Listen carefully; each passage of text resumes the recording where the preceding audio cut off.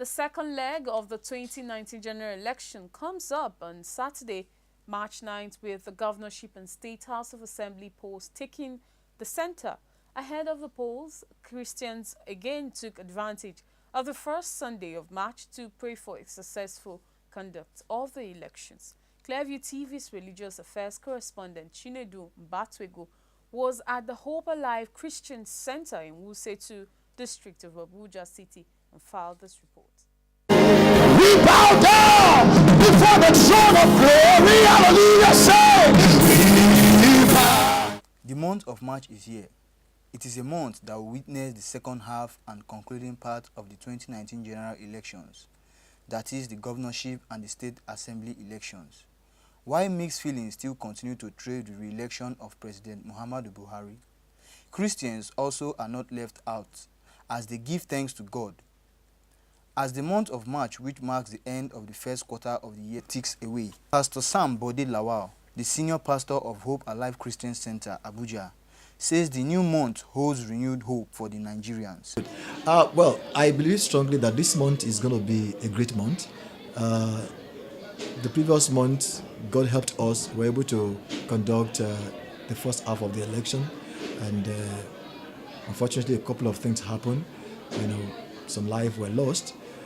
But I believe strongly that this next election, God is going to help us, that this next election will be better off.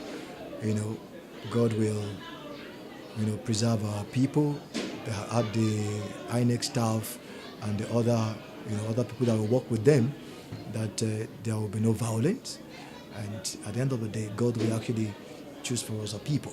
So I believe strongly that this month of March is going to be good for us as a nation, better than the previous ones. Yeah. Pastor Bode Lawal also has some words of hope for Nigerians in the northern part of the country. The senior pastor said despite the series of crises facing them, they should remain steadfast in the Lord as the church is fervently praying for them. For the brethren over there in the north, that are going through one or two crises, I want to encourage them to hold fast, knowing of the truth that the church is praying for them. We are praying for them. It's a phase which I believe strongly that it's not going to be forever. It's not going to last long. That we are at the bank of a breakthrough. Something great is going to happen. There's going to be a great turnaround, and Nigeria will know peace. Not just only in the north, every part of Nigeria will know peace. So this crisis that they are going through presently, I believe strongly that is for a while, and it will soon come to an end. Let them just hold fast and know that of the truth we are praying for them. On the governorship and state assembly elections, holding Saturday, March 9, the senior pastor charged Nigerian youths to shun election violence and not to allow themselves to be used by desperate politicians to disrupt the elections. My advice to the youth is to understand that it's the future, our future, because I'm also one of them, that is actually at stake. All right, and whatever decision we make, we are going to actually have to live with it. So, selling your future because of peanuts, I don't think it's really worth it.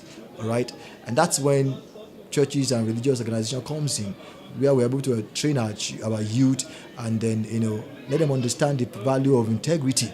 All right, having a purpose, having integrity, that you don't have to sell your conscience because of peanuts.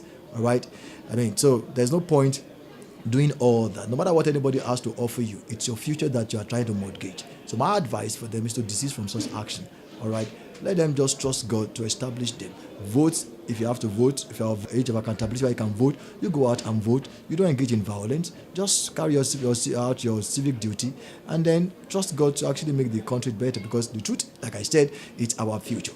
So whatever you are doing now, you ask yourself, what is going to be the impact of my actions today on the tomorrow that I'm expecting? So I encourage every youth, be hardworking, go out and do your civic duty, and pray, serve your God, and I trust that God is going to prosper anybody. Don't let anybody sideline you. Don't let anybody lead you astray. Just face your life and face your God, and I know God is going to give you a bright future. The senior pastor also charged the church as a whole to participate in making Nigeria a better place, saying it was high time they added value to the lives of Nigerians. He also advised Christians to be involved in politics and nation building.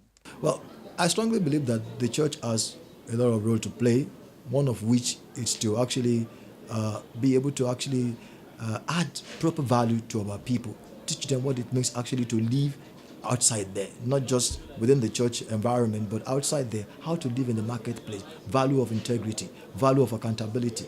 That's when the church comes in. And not only that, the church also has a role of encouraging people as Christians to also be involved in politics, because over time we have seen cases where Christians were told not to be involved in politics, that politics is a dead game and things like that. And so we have seen a lot of Christians having funny ideas when it comes to politics. But I think that is changing now. So the church actually supposed to encourage her people to actually get involved in the politics, get involved in decision making, because whatever decision that is made outside there is going to have an effect over the church, all right, over us as individuals. So we need to have Christians also that are into politics. So we encourage our people go into politics, and of course we teach them the proper value, all right, that can help them build society, so that when they get there, they will do the things that will benefit the society and will glorify God. The first Sunday Mass in the church also featured songs of praise to God for his abiding love for the Nigerian nation.